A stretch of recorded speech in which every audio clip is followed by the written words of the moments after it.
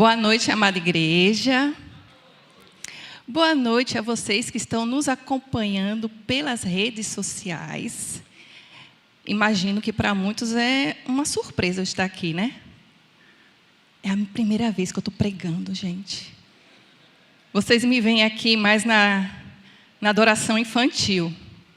Mas para pregar, só a irmã Rosivânia para mim dar esse desafio. Confesso que eu não aceitei de primeira, não. Aceitei, não. Mas ela insistiu. Insistiu, e aí é aquele momento que o Espírito Santo fala com você. A sua oportunidade, você vai sim. Até porque eu tenho que dar o exemplo para os meus meninos, né? Sou eu que fico incentivando eles a virem para cá. Como que a mãe não vem, né? Então, eis-me aqui. Vocês já viram qual é o tema, né, da pregação dessa noite? É sobre Barnabé. Na verdade, ela me deu algumas sugestões, porque essas noites de quartas do poder, promovidas pelo Ministério da Mulher, né, toda vez que o Ministério da Mulher estiver aqui, essas mulheres elas já vêm com uma indicação, né, de algum sermão. E aí pediram para que eu escolhesse. E eu escolhi Barnabé. Por que eu escolhi Barnabé? Barnabé é um personagem bíblico que me chama muita atenção desde a época que eu era adolescente. Da época que eu frequentava outra igreja. E lá nós tínhamos uma música, um louvor que falava especificamente da vida de Barnabé, que dizia: era Barnabé, natural de Chipre, também chamado de José da Consolação.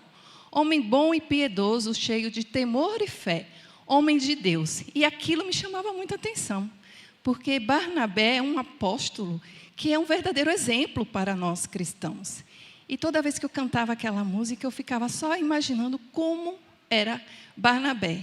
Então, quando eu vi que havia essa possibilidade de eu pregar sobre Barnabé, então eu escolhi logo o tema, e aqui estou para falar um pouquinho com vocês sobre Barnabé. Vamos estudar um pouquinho sobre a vida de Barnabé, e eu quero, primeiro, fazer uma oração.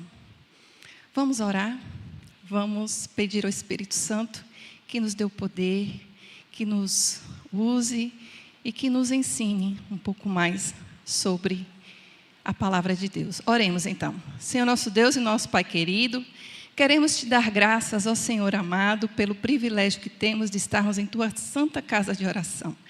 Queremos nesse momento, ó Pai, pedir o poder do teu Santo Espírito. Nos ajude, Senhor, a aprendermos um pouco mais sobre a vida desse personagem bíblico que tem muito a nos ensinar. Nos ajude, Senhor, a sermos cada dia mais semelhantes a Jesus. Abençoe a todos que estão aqui, a todos que estão nos acompanhando pelas redes sociais também. Em nome de Jesus, amém. Então vamos lá. Quem foi Barnabé? Primeira vez que a gente lê sobre Barnabé lá, em Atos 4:36, diz o seguinte: José, a quem os apóstolos deram sobrenome de Barnabé, que quer dizer filho de exortação, levita natural de Chipre. É interessante que ali está como sobrenome de Barnabé, mas algumas versões falam que ele foi apelidado de Barnabé. Na verdade, era um apelido. José era o nome dele, o nome judeu dele, mas ele foi apelidado pelos discípulos de uma forma carinhosa como Barnabé. Por quê? Porque ele era um homem que exortava, ele era um homem que animava. Em outras traduções a gente vê que ele era o filho da consolação. Aquela pessoa que consola. Sabe aquela pessoa, gente boa, que chega perto da gente para consolar, para nos animar? Assim era Barnabé. E ele era natural de Chipre e da tribo de Levi. Era um levita. E é interessante que ele era um homem generoso. A gente vai ver algumas qualidades, vou citar aqui para vocês. O tema sobre hoje é Barnabé, o conselheiro. Conselheiro por quê? Porque ele orientava pessoas, ele apoiava pessoas. Mas esse conselheiro, ele tinha outras características. E a generosidade era uma dessas características de Barnabé. E olha só, o que diz lá, em Atos 4:37. Como tivesse um campo, vendendo-o, trouxe o preço e depositou aos pés dos apóstolos. Ou seja, ele tinha um terreno e ele resolveu vender esse terreno e todo o dinheiro desse terreno ele levou para os apóstolos. Ele fazia parte ali da igreja primitiva e ele achou por bem fazer essa doação. Por quê? Naquela época os irmãos eram bem unidos e quem passava por necessidades recebia ajuda de quem tinha uma condição melhor. E nesse momento Barnabé tinha uma condição melhor, resolveu vender e ajudar os irmãos. Não só ajudar os irmãos, mas também ajudar o evangelho, porque ele acreditava. Ele foi realmente um homem convertido ao cristianismo e ele acreditava naquele projeto, então ele investia. Ele tinha um prazer de investir. Então essa generosidade de Barnabé nos chama muito a atenção. E olha só o que fala um comentário bíblico adventista. Ó. É possível que Barnabé houvesse sido escolhido como exemplo de liberalidade dentro da igreja primitiva, porque tinha algo de extraordinário no tipo de sua dádiva ou na natureza do sacrifício que fez. Nós sabemos que haviam muitos cristãos ali naquela época que eles ajudavam uns aos outros, mas é justamente essa oferta de Barnabé que é citada pela maneira como ele ofertou. Então foi a forma da oferta dele que chamou a atenção, pela bondade, pela generosidade dele. Mas vamos lá, vamos ver a questão do acolhimento também de Barnabé, porque ele também era um homem acolhedor. Olha só o que está lá em Atos 9, 26 e 27. Vamos acompanhar comigo, prestem atenção. Ó. Tendo chegado a Jerusalém, Saulo procurou juntar-se com os discípulos, todos, porém o temiam, não acreditando que ele fosse discípulo. Mas Barnabé, tomando-o consigo, levou-o aos apóstolos e contou-lhes como ele vira o Senhor no caminho e que este lhe falara, e como em Damasco pregara ousadamente em nome de Jesus. O que a gente vê aqui? A gente vê o Saulo convertido. Não sei se muitos aqui conhecem, né, a história de Saulo, mas Saulo ele saiu de Jerusalém rumo a Damasco com uma função. Ele tinha um objetivo. Ele queria perseguir aqueles que foram convertidos a Jesus Cristo, que acreditavam em Jesus, que aceitaram a Jesus. Então ele foi para Damasco com esse objetivo. Só que lá no meio do caminho ele teve um encontro com Jesus. E nesse encontro com Jesus ele foi convertido. Ele ficou por ali mesmo, né? Se vocês querem ver detalhes dessa história, vocês abrem a sua Bíblia lá em casa, em sua casa, no livro de Atos, e vocês vão ver detalhes dessa história. Mas ele ficou lá em Damasco. E ali ele ficou pregando para as pessoas, falando da experiência que ele teve com Jesus. Mas em um determinado momento ele quis voltar para Jerusalém. Mas como que ele ia voltar para Jerusalém? Se ele não tinha nenhuma credibilidade. Se ele saiu de lá com o intuito de perseguir os discípulos, os cristãos, como? Então aí é que entra Barnabé. Barnabé, que era um homem acolhedor, e ele acreditou na conversão de Paulo. Ele acreditou veementemente e ele sabia, ele creu realmente nessa conversão. E quando ele fala para os discípulos, para os apóstolos ali em Jerusalém, os outros apóstolos, eles acreditam. Bom, se Barnabé está falando, então a gente deve acreditar também. E eles acreditaram. Só que ali ficou meio complicado para Saulo, porque o grupo que ele fazia parte antes passou a persegui-lo. Né? Lembram que Saulo passou de perseguidor para perseguido. E aí a igreja que já acreditava em Paulo, em Saulo ali naquela época, eles resolveram proteger Saulo e mandaram ele para Tarso. E ele ficou lá em Tarso. E é interessante que a gente vê a influência, né, de Barnabé na vida de Saulo. E olha só, a influência de Barnabé na vida de Saulo. Preste atenção nesses pontos. Ele acreditou na conversão de Saulo antes de qualquer outra pessoa. Ele defendeu a liderança de Saulo diante dos outros. E ele delegou poder a Saulo para alcançar seu potencial. Lindo isso, né? Você vê alguém acreditar em outra pessoa que tinha uma vida totalmente diferente e ali apoiar essa pessoa e falar: você é capaz, eu acredito em você, eu acredito na sua conversão. Jesus Cristo realmente transformou e eu creio em você. E foi isso que Barnabé foi para Saulo. E olha só o que esse autor fala. Achei muito interessante. Charles Swindoll diz o seguinte: o maior impacto ou influência sobre uma vida não são os estudos, as descobertas científicas, experiências pessoais, sermões ou livros, mas o contato direto com uma pessoa. Com quem você tem se relacionado?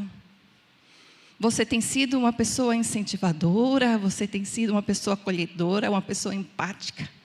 Tem sido esse tipo de pessoa? Porque é assim que um cristão deve ser.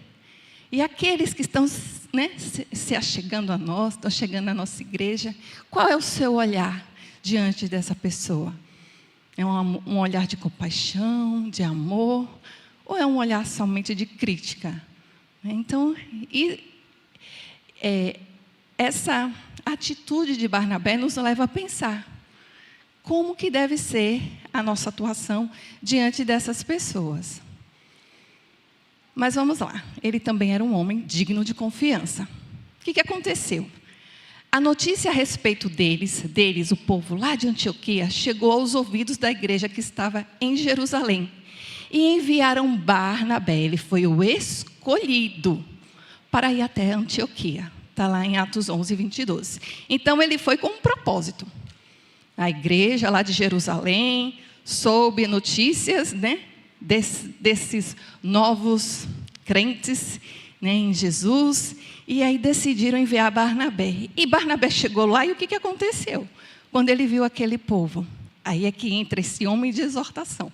Olha só o que está em Atos 11, 23, prestem atenção.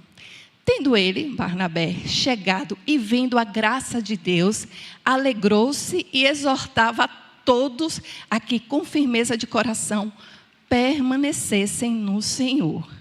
Ele ficou alegre, ele ficou animado de ver o quanto que a igreja tinha crescido ali naquela região. E ele exortou. Então, assim, aquela pessoa, sabe, que apoia, que se alegra quando vê o crescimento da igreja, e ele ficou muito contente. Mas tudo isso por quê? Porque ele era um homem cheio do Espírito Santo. Porque ele era um homem bom, cheio do Espírito Santo e de fé. Isso a gente vê lá na continuidade da história. Tudo isso está lá em Atos capítulo 11, 24. E a igreja ia crescendo. E o que foi que ele percebeu? Ele percebeu que precisava de ajuda. A igreja está crescendo aqui, estou aqui para incentivar esse povo, mas eu não posso ficar sozinho. Eu preciso do meu amigo. E que amigo era esse? E partiu Barnabé para Tarso à procura de Saulo. Tendo-o encontrado, o levou para Antioquia. E por todo o ano se reuniram naquela igreja e ensinaram numerosa multidão. Em Antioquia foram os discípulos pela primeira vez chamados de cristãos. Está lá em Atos 11, 25 e 26. Somos cristãos, não somos? Para a honra e glória do nosso Deus. Ellen White disse que, na verdade, esse nome foi o próprio Deus quem deu. Imagina, Deus deu esse nome justamente nesse tempo aí, de Paulo e Barnabé na igreja de Antioquia. E nós estamos aqui, somos resultado disso, daquela empolgação, daquele entusiasmo, daquela animação, lá da igreja de Antioquia. Como é que está a nossa animação hoje em relação às pessoas, né, que estão ao nosso redor, que estão chegando à nossa comunidade? O pastor fala tanto aqui, né, que nós somos uma igreja amável, missionária e fiel. Que bom. Para a honra e glória do nosso Deus, que a gente continue com esse pensamento. Então, que sejamos assim incentivadores também, como foi Barnabé. Ele também foi um homem missionário, assim como Saulo.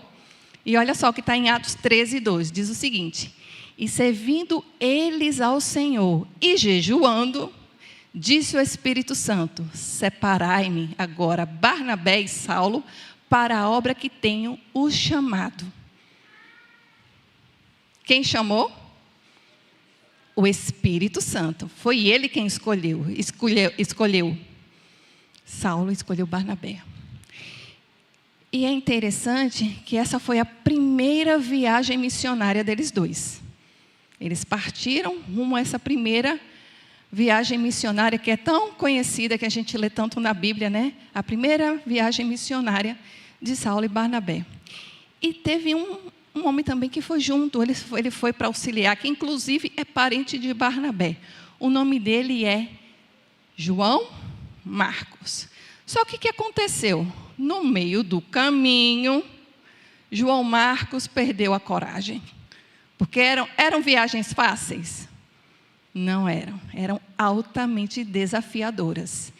E ele, João Marcos, desistiu e resolveu voltar. Vocês acham que Saulo gostou daquilo? Ficou chateado. Ele, como assim? Ele vem para nos auxiliar e vai embora? Ele sai? Não, não é possível. Isso não pode acontecer. Ele não é um missionário como nós? Só que naquele momento, João Marcos estava passando por alguns problemas e ele não conseguiu seguir viagem. E então a gente vê agora um homem sábio, que é Barnabé, em uma outra situação. Eles finalizaram aquela primeira viagem, então estavam programando uma segunda viagem, a segunda viagem missionária. E aí o que aconteceu? Barnabé queria levar também a João, chamado Marcos. Mas Paulo não achava justo levarem aquele que se afastara desde a Panfilha, não os acompanhando no trabalho. Houve entre eles tal desavença que vieram a separar-se. Então Barnabé, levando consigo a Marcos, navegou para Chipre. Está lá em Atos 15, 37 a 39. Sabe o que é interessante, irmãos? É que aí houve uma desavença entre Saulo e Barnabé. Saulo não queria levar João Marcos, Barnabé queria. Barnabé não ficou passando na cara de Saulo assim: olha, eu te ajudei, viu? Logo no começo, quando você queria ser apresentado ali para os discípulos, eu te apresentei. E agora você não quer aceitar João Marcos? Como assim? Só porque ele teve um deslize? Não, a gente tem que dar segunda chance para ele. Mas eles não discutiram nesse ponto. Houve essa desavença. É comum desavença entre os irmãos? Sim ou não? Sim. Aqui não diz que eles romperam relacionamento. Eles não viraram inimigos. Não, de forma alguma. Eles só tinham pensamentos, opiniões diferentes. E cada um tomou o seu rumo. Paulo chamou Silas e foram rumo à segunda viagem missionária. E Barnabé pegou o seu parente, que era João Marcos, seu primo, alguns dizem que era primo, outros dizem que era sobrinho, mas enfim, parente dele, e foi para Chipre. Por quê? Porque ele sabia quem era João Marcos. Ele conhecia o potencial. Da mesma maneira que ele sabia que Paulo tinha potencial, ele também sabia que João Marcos tinha potencial. E preste atenção no que Ellen White diz sobre isso. O que ela falou? Barnabé estava disposto a desculpá-lo, a desculpar João Marcos. Ele via qualificações em Marcos que fariam dele um obreiro útil. Nos anos posteriores, o jovem se dedicou completamente à proclamação do Evangelho em regiões difíceis. Barnabé o treinou com sabedoria e Marcos se tornou um obreiro valioso. Então, Barnabé foi capaz de ver esse valor de João Marcos. E sabe o que é interessante? O próprio Paulo também viu. Mais adiante, olha só o que está escrito em 2 Timóteo 4,11. Aqui ele fala para Tiago, ou para Timóteo. 2 Timóteo 4,11, ele fala bem assim: toma contigo Marcos e traze-o, pois me é útil para o ministério. Como assim, Marcos agora passou a ser útil? Só para vocês verem o trabalho que ele fez. Porque aí Paulo já estava sabendo. Aqui já é no final da jornada de Paulo, viu? Aqui ele reconhece o valor de João Marcos. E vocês sabem quem é esse João Marcos? É Marcos do Evangelho. Quem escreveu o Evangelho de Marcos. Que a gente lê tanto sobre Jesus Cristo nesse Evangelho, né? É esse homem que Barnabé pôde lapidar, pôde incentivar, pôde aconselhar. Paulo reconheceu isso. E nós, o que nós estamos fazendo com aqueles que estão próximos a nós? Será que nós também estamos reconhecendo o valor dessas pessoas? Será que nós também estamos ajudando elas a crescerem em graça? Esse é o nosso papel como cristão. E podemos atuar isso não só aqui na igreja, mas em todos os lugares que nós estivermos. Tanto com os nossos familiares, eu quero até agradecer ali a minha linda família que está aqui comigo essa noite. Com os nossos familiares, podemos também no nosso ambiente de trabalho. Em tantos lugares, nós podemos falar do amor de Deus, podemos incentivar pessoas, podemos aconselhar pessoas. Obrigada, meu bem. Podemos aconselhar pessoas, sermos verdadeiramente incentivadoras, assim como foi Barnabé. Que Deus abençoe a todos nós. Neste momento, nós vamos ouvir um louvor para a honra e glória do nosso Deus.